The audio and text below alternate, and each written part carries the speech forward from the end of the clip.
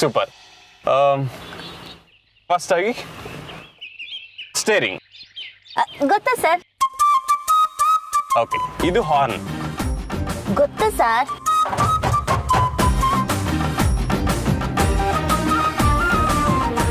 ಅರೆ ಕಮಲಿ ಅವರ ಇರಿ ಒಂದು ಸ್ವಲ್ಪ, ಒಂದೊಂದಾಗೆ ಹೇಳ್ಕೊಡ್ತೀನಿ, ಯಾಕೆ ಇಷ್ಟೊಂದು ಅವಸರ ಮಾಡ್ತೀರಾ?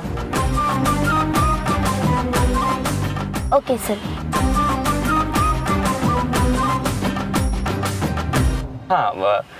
ಕೆಳಗಡೆ ಕಾಣ್ತಿದ್ಯಲ್ಲ, ಅದು ಆಕ್ಸಿಲೇಟರ್, ಬ್ರೇಕ್, ಕ್ಲಚ್. ಓಕೆ, ಅದನ್ನ ABC ಅಂತ ಆರ್ಡರ್ ಇಟ್ಕೊಳ್ಳಿ. A for accelerator, B for brake, super, C for clutch. ಬಾ ಸೂಪರ್ ಕಮಲಿ ಅವರೇ ನೀವು. ಈಗ ಗಾಡಿ ಸ್ಟಾರ್ಟ್ ಮಾಡೋಣ. ಒಂದ್ ಸೆಕೆಂಡ್. ಎಲ್ಲದಕ್ಕಿಂತ ಮುಖ್ಯವಾಗಿ ಸೀಟ್ ಬೆಲ್ಟ್ ಹಾಕೊಬೇಕು. ಅಲ್ಲಿದೆ ನೋಡಿ.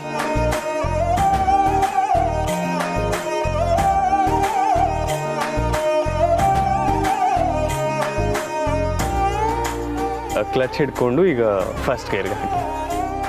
ಈಗ ಕೀನ ಆ ಕಡೆ ಫೇಸ್ಗೆ ಟರ್ನ್ ಮಾಡಿ.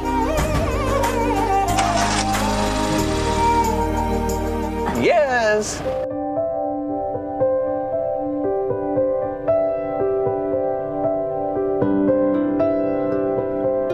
ಏಯ್ ನಿಧಾನ ಕಮಲಿ ಅವರ, ಇದು ಫಸ್ಟ್ ಗೇರು.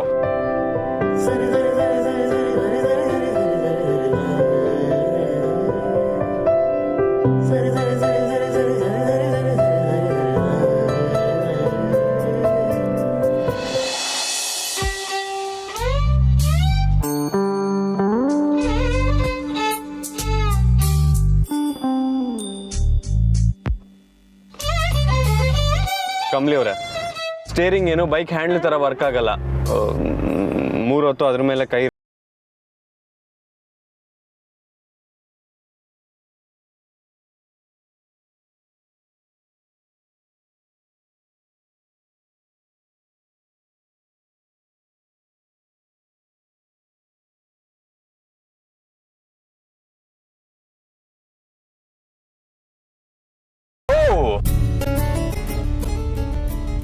ವಾವ್,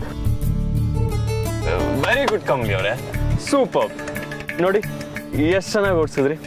ಅಲ್ಲ, ಕನ್ನಡ ಮೀಡಿಯಂ ಇಂದ ಬಂದು ಬ್ಯಾಂಗ್ಳೂರಲ್ಲಿ one of the top colleges ಅಲ್ಲಿ, ಅದರಲ್ಲೂ ಯಾವುದೇ ಇನ್ಫ್ಲೂಯೆನ್ಸ್ ಇಲ್ದಿರಾ ಅದ್ರಲ್ಲಿ ಸೀಟ್ ತಗೊಂಡಿದ್ದೀರಾ ಅಂತ ಹೇಳಿದ್ರೆ ಗ್ರೇಟ್ ನೀವು. ಅಂಥವ್ರಿಗೆ ಈ ಕಾರ್ ಓಡಿಸೋದೆಲ್ಲ ಯಾವ ಲೆಕ್ಕ ಹೇಳಿ? Yes, come on, let's do it very slowly. ಹಾಂ ಸರ್.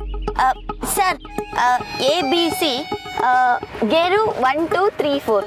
ಸೂಪರ್. ಈಗ ನಿಧಾನಕ್ಕೆ ಗಾಡಿ ಸ್ಟಾರ್ಟ್ ಮಾಡಿ ಮೂವ್ ಮಾಡೋಣ. ಓಕೆ ಸರ್, ನಿಮ್ಮ ಜಾಗದಾಗೆ ಬೇರೆ ಯಾರೇ ಇದ್ದಿದ್ರು ನನ್ನ ಮ್ಯಾಕೆ ನನ್ನ ಕೋಪ ಮಾಡ್ಕೊಂಡಿರೋರು. ಆದರೆ ನೀವು ಮಾತ್ರ ಕೋಪ ಮಾಡ್ಕೊಳ್ದೆ ನಿಧಾನಕ್ಕೆ ಹೇಳ್ಕೊಡ್ತಿದ್ದೀರಾ. ಶಾನೆ ಥ್ಯಾಂಕ್ಸ್ ಸರ್.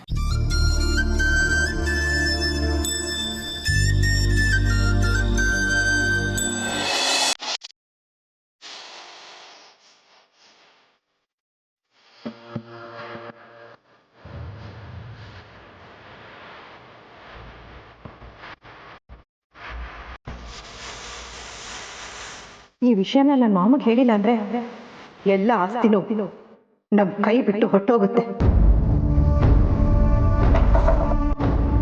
ಬಾ ಒಳಗೆ.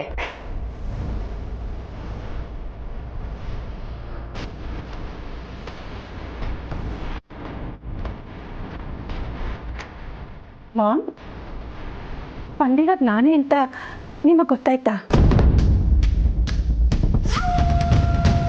ಈ ಕಾಮಿನಿ ಕತ್ಲೆ ಕೋಣೆ ಒಳಗೆ ಕೂತಿದ್ದಾಳೆ ಅಂದ ಮಾತ್ರಕ್ಕೆ ಕುರುಡಿನೋ ಕಿವುಡಿನೋ ಅಂತ ಅರ್ಥ ಅಲ್ಲ.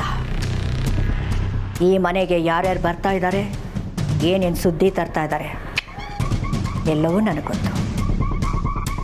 ಅಂದರೆ ಈ ಕೆಳಗಡೆ ಗೊತ್ತು. ಪತ್ರಗಳೆಲ್ಲ ತುಂಬ ಭದ್ರವಾಗ್ತಾ ಇದೆ ಅಂತಲೂ ಗೊತ್ತು. ನಾನಾಗೆ ಕೆಳಗಡೆ ಬಂದರೆ ಜೇನುಗೂಡಿಗೆ ಬಿಸಿ ತಟ್ಟಿತು ಅನ್ಕೋತಾರೆ. ಅದಕ್ಕೆ ನೀನೇ ಬರಲಿ ಅಂತ ಕಾಯ್ತಿದ್ದೆ. ಮಾಮ್, ಇಷ್ಟೆಲ್ಲ ಗೊತ್ತಿದ್ದು ಹೇಗೆ ಮಾಮ್ ಇಷ್ಟು ಕಾಮಾಗಿ ಮಾತಾಡ್ತಿದ್ದೀರಾ ನೀವು?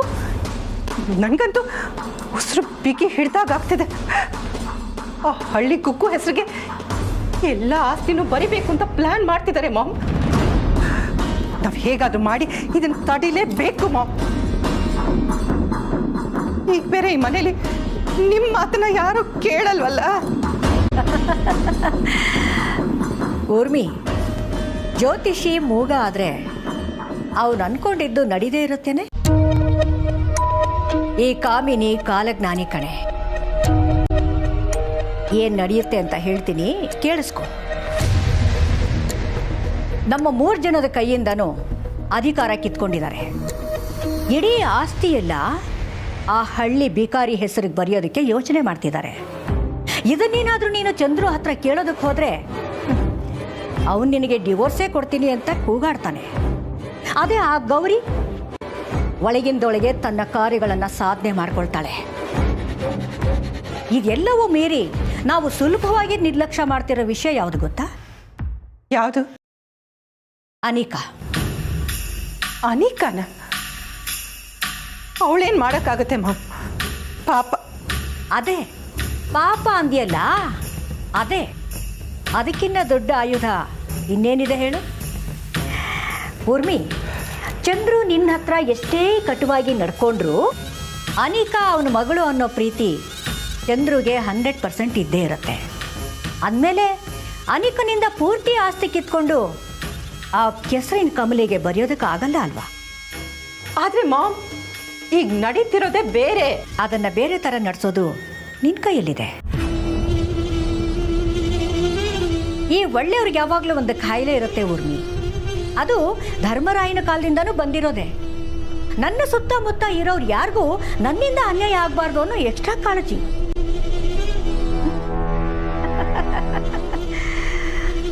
ಆ ಕಾಯಿಲೆ ಗೌರಿ ಮತ್ತೆ ಅವಳ ಮಗಳು ಕಮಲಿ ಇಬ್ಬರಿಗೂ ಇದೆ.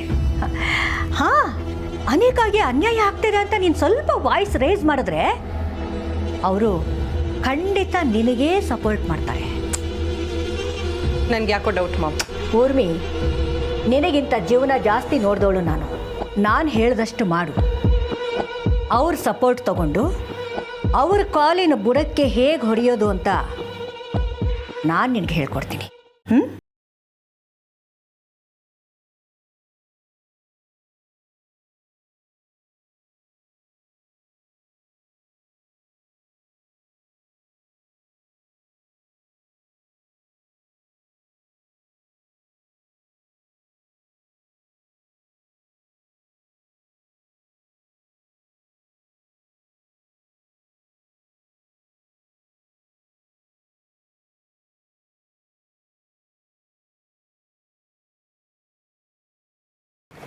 ವರ್ಲ್ಡುಮಾ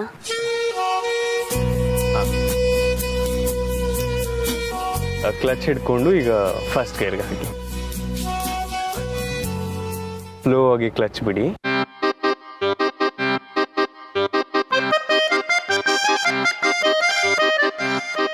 ಸೂಪರ್.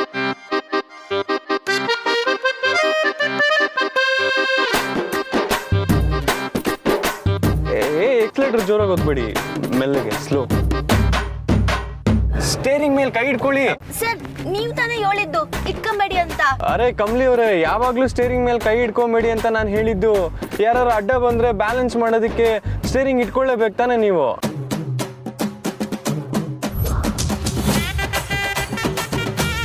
ಆಕ್ಸಿಲೇಟರ್ ಕೊಡಬೇಡಿ, ಆಕ್ಸಿಲೇಟರ್ ಕೊಡಬೇಡಿ.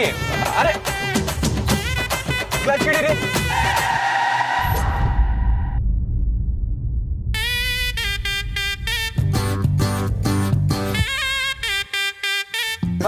ಮನೆಗಿಂದ ಹೇಳ್ಬಿಟ್ಟು ಬಂದಿದ್ದೇನಮ್ಮ, ಪ್ರಾಣ ತೆಗೆದು ಬಿಡ್ತಿದ್ದೀನಮ್ಮ. ಅಯ್ಯ, ನೀವು ಬಂದ್ಬಿಡ್ತೀರಾ ಸುಮ್ಮನೆ.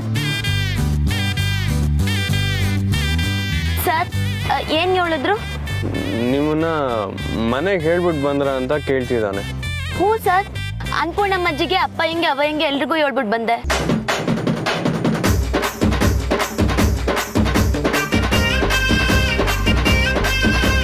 ಸರ್, ಯಾಕೆ ನಗ್ತಿದ್ದೀರಿ?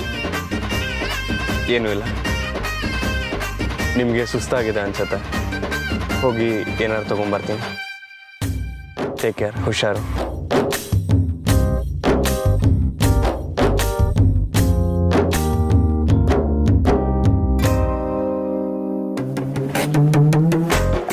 ಸ್ಟೇರಿಂಗು, ಗೇರು 1 2 3 4.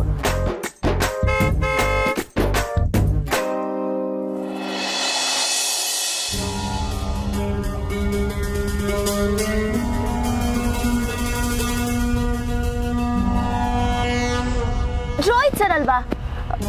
ಅವ್ರ ಜೊತೆ ಯಾರೋ ಇದ್ದಂಗೈತೆ.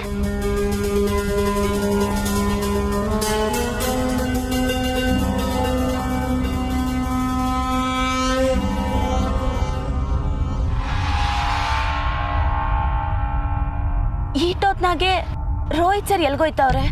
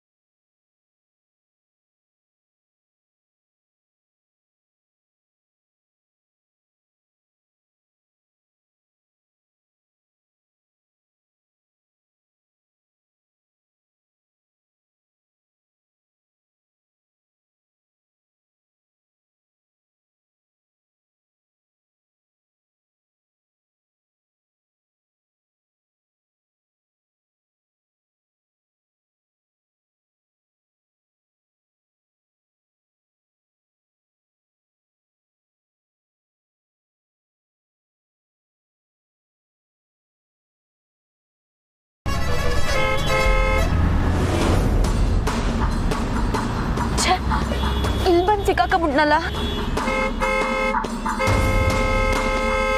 ಬೌ, ನೀನ್ ಯಾವ ಹಳ್ಳಿ ಕುಗ್ಗಮ್ಮ ಕಾರ್ ತಗೊಂಡ್ ರೋಡ್ ಮಧ್ಯದಲ್ಲಿ ನಿಲ್ಸಿದ್ಯಾ? ತೆಗಿಯಮ್ಮ ಕಾರು.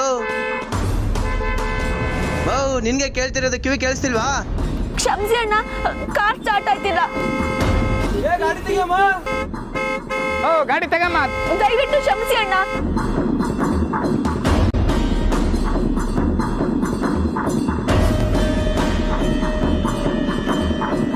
ಇದು ರೋಹಿತ್ ಸರಯ್ಯ, ಯಾವ್ದೋ ಹುಡುಗಿ ಜೊತೆ ಓಡಾಡ್ತವ್ರಲ್ಲ.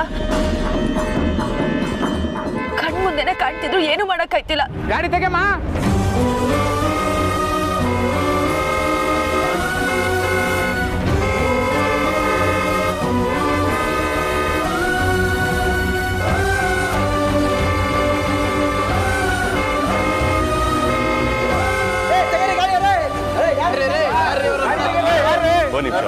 ನಾನು ತೆಗಿತೀನಿ. ನನಗೆ ಸರ್, ಸಾರಿ. ಸರ್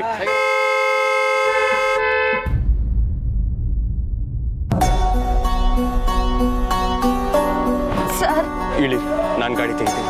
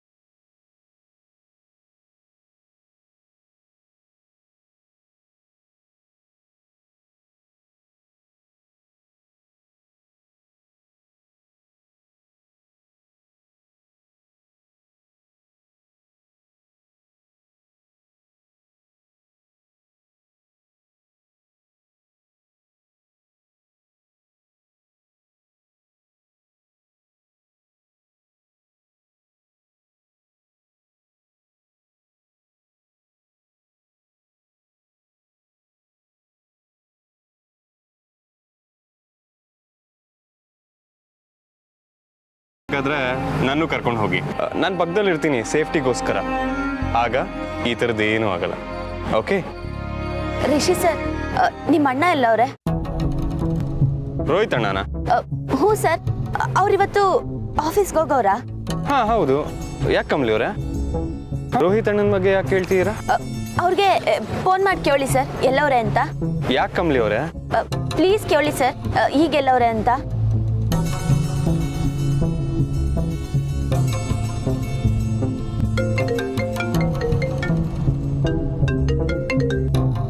ರಿಷಿ. ಹಾ ಅಣ್ಣ, ಎಲ್ಲಿದ್ಯೋ? ರಿಷಿ, ನಾನು ಇಲ್ಲೇ ಕಣ ಫ್ಯಾಕ್ಟ್ರಿ ಹತ್ರ ಬಂದಿದ್ದೀನಿ. ಯಾಕೆ? ಏನಿಲ್ಲ ಕಣೋ, ಅದು ಅದಕ್ಕೆ ಕೇಳಿದ್ರು ಅಂತ ಕೇಳಿದೆ ಅಷ್ಟೇ. You carry on. Bye. Okay, bye Rishi. Kamali ಅವರೇ, ಅಣ್ಣ ಫ್ಯಾಕ್ಟ್ರಿಲಿ ಇದ್ದಾನಂತೆ, ಯಾಕೆ ಕೇಳಿದ್ರಿ? ಹೌದಾ, ಇಲ್ಲಿ ಯಾರನ್ನೂ ನೋಡ್ದಂಗಾಯ್ತು, ಅದಕ್ಕೆ ಕೇಳ್ದೆ. ಅವ್ನು ಫ್ಯಾಕ್ಟ್ರಿಲಿ ಕೆಲಸ ಇಟ್ಕೊಂಡು ಇಲ್ಲೇನು ಮಾಡ್ತಾನೆ? ಇಲ್ಲ ಸರ್, ನಾನು ನೋಡಿದ್ದು ರೋಹಿತ್ ಸರ್ನೆ ಅಂತ ನಂಗೆ ಸೆಂದ ಗೊತ್ತು. ನನ್ನ ಹಬ್ಬ ಏಳಂಗೆ ಪ್ರತ್ಯಕ್ಷ ಕಂಡ್ರು ಪ್ರಮಾಣಿಸಿ ನೋಡಬೇಕು. ಆದ್ರೂ ಇಲ್ಲಿಂದ ಅವರು ಫ್ಯಾಕ್ಟ್ರಿಗೆ ಹೋಗೋಕ್ಕೆ 1 ಗಂಟೆ ನಾನ ಬೇಕು. ಈಗ ಬೀರ್ನೆ ಹೋಗಿವ್ನಿ ಅಂತವ್ರೆ ಅಂದ್ರೆ ಅದು ಸುಳ್ಳೆ ಆಗಿರ್ಬೇಕು. ಯಾಕೆ ಸುಳ್ಳು ಹೇಳ್ತಾವ್ರೆ? ಕಮಲಿ ಅವರೇ, ಎಳ್ನೀರು ಕುಡೀರಿ.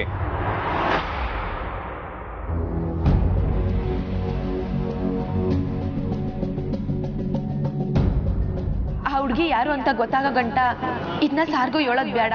ಪೂರ್ತಿ ವಿವರ ತಿಳ್ಕೊಂಡ್ಮ್ಯಾಕೆ ರಿಷಿ ಸರ್ಗೂ ಹೇಳ್ಬೇಕು. ಇನ್ನೊಂದು ಎಳ್ನೀರು ಕುಡಿತೀರಾ ಕಮಲಿ ಅವರೇ? ಇಲ್ಲ ಸರ್, ಬೇಡ. ಸರಿ, ಹೊರಡೋಣ.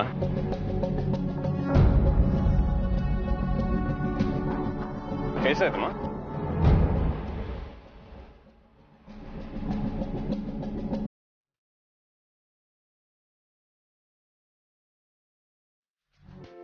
ಒಂದು ನಿಮಿಷ ದಿನೇಶ್ ಅವರೇ, ಯಜಮಾನ್ರು ಬಂದ್ಬಿಡ್ಲಿ. Okay madam. ಅತ್ತೆ ಮರೆ, ನಾನು ಹೋಗಿ ತಿಂಡಿ ಕೆಲಸ ನೋಡ್ಕೊಳ್ಳೋಣ. ಅರೆ ಗೌರಿ, ನೀನು ಇಲ್ಲದೆ ಇದ್ರೆ ಹಾಗೆ. ಪ್ರಾಪರ್ಟಿ ಎಲ್ಲ ಕಮಲಿ ಹೆಸರಿಗೆ ಬರೆಸ್ತಾ ಇದ್ದೀನಿ, ನೀನು ಇಲ್ಲೇ ಇರು. ಅತ್ತೆ ಮರೆ, ನೀವೆಲ್ಲರೂ ದೊಡ್ಡರಿದ್ದೀರಿ, ನೋಡ್ಕೊತೀರಿ. ನಾನು ನನ್ನ ಕೆಲಸ ನೋಡ್ಕೊತೀನಿ. ಒಂದು 10 ನಿಮಿಷ ತಿಂಡಿ ರೆಡಿ ಮಾಡಿಬಿಟ್ಟು ನಿಮ್ಮೆಲ್ಲರೂ ಕರಿತೀನಿ, ಮಾತಾಡ್ತಾ ಇರಿ. ನನ್ನ ಹಿರಿ ಸೊಸೆಗೆ ಮನೆ ಪ್ರಾಪರ್ಟಿಗಿಂತ ಮನೆ ಕೆಲಸದ ಮೇಲೆ ತುಂಬ ಇಂಟ್ರೆಸ್ಟ್.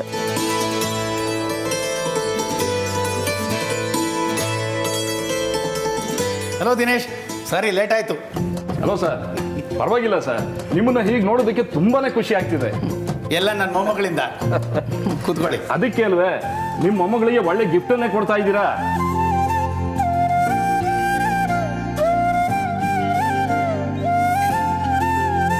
ಪ್ರಾಪರ್ಟಿನ ಕಮಲಿ ಮಹಾಜನ್ ಅವರ ಹೆಸರಲ್ಲಿ ಬರೆಯೋದ್ರಲ್ಲಿ ಯಾವ ತೊಂದರೆನೂ ಇಲ್ಲ. ಚಂದ್ರಕಾಂತ್ ಸರ್ದು ಮತ್ತು ಗೌರಿ ಮೇಡಮ್ದು marriage registration for the proof submit ಮಾಡಿದ್ರೆ ಕೆಲಸ.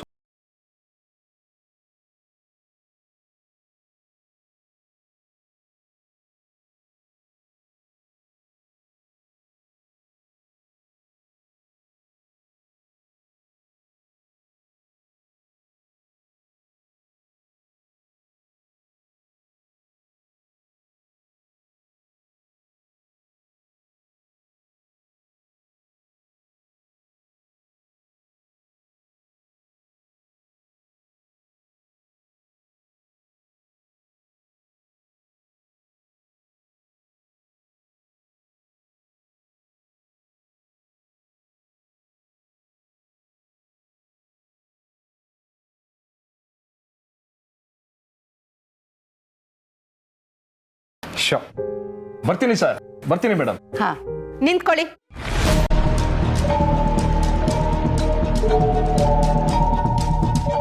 ಊರ್ಮಿಳಾ, ಏನ್ ಮಾಡ್ತಾ ಇದೀಯಾ? ಇವ್ರು ಇದ್ದಾಗಲೇ ನ್ಯಾಯ ಕೇಳ್ತಿದ್ದೀನತ್ತೆ. ಊರ್ಮಿಳಾ, ನೀನ್ ಏನ್ ಮಾತಾಡಕ್ ಬಂದಿದ್ಯಾ ಅಂತ ನನ್ಗೆ ಗೊತ್ತು, ಆಮೇಲೆ ಮಾತಾಡೋಣ. ಗೊತ್ತಿರೋ ವಿಷಯನ ಮುಂದಕ್ಕೆ ಯಾಕೆ ಹಾಕ್ಬೇಕು ಚಂದ್ರು? ನೋಡಿ, ನೀವು ಅದೇನೇನು ಪ್ಲ್ಯಾನ್ ಮಾಡಿದ್ರೋ ನನಗದು ಬೇಕಾಗಿಲ್ಲ. ಆದರೆ ಆಸ್ತಿಲಿ ಕಮಲಿಗೂ ಅನಿಕನ್ಗೂ ಸಮಪಾಲು ಸಿಗಲಿಲ್ಲ ಅಂದರೆ ನಾನಂತೂ ಸುಮ್ಮನಿರಲ್ಲ.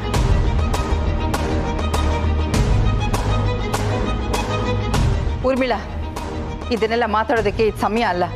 ಸುಮ್ಮನೆ ನಡಿ ಒಳಗಡೆ. ಇಲ್ಲ ಅತ್ತೆ, ಈ ವ್ಯಕ್ತಿ ಇದ್ದಾಗಲೇ ಇದು ಇತ್ಯರ್ಥ ಆಗಬೇಕು.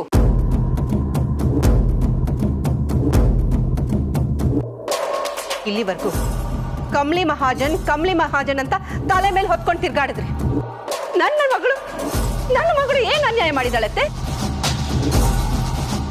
ಇಷ್ಟು ಅವಮಾನ ಆಗಿ ನಾವಿನ್ನೂ ಈ ಮನೆಯಲ್ಲಿ ಇದ್ದೀವಿ ಅಂದ್ರೆ ನಮ್ಮನ್ನು ಈ ಮನೆಯವರಾಗೆ ನೀವು ಟ್ರೀಟ್ ಮಾಡ್ತೀರಾ ಅನ್ನೋ ನಂಬಿಕೆ ಮೇಲೆ. ಬಟ್ ನಿಮ್ಗೆ ಯಾರಿಗೂ ಆ ಫೀಲಿಂಗ್ ಇಲ್ಲ ಅನ್ಸುತ್ತೆ. ನನ್ನ ರೂಮಿಂದ ಹಿಡಿದು ನಮಗೆ ಸಿಗಬೇಕಾಗಿರೋ ರೆಸ್ಪೆಕ್ಟ್, ಪ್ರಾಪರ್ಟಿ ಎಲ್ಲದರಲ್ಲೂ ನನಗೂ ನಮ್ಮಮ್ಮಗೂ ಅನ್ಯಾಯ ಆಗಿದೆ. We just cannot tolerate this ಅಜ್ಜಿ.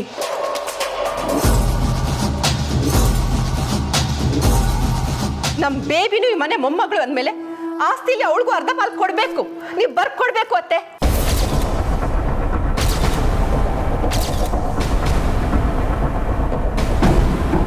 ಅದಂತೂ ಸಾಧ್ಯ ಇಲ್ಲ.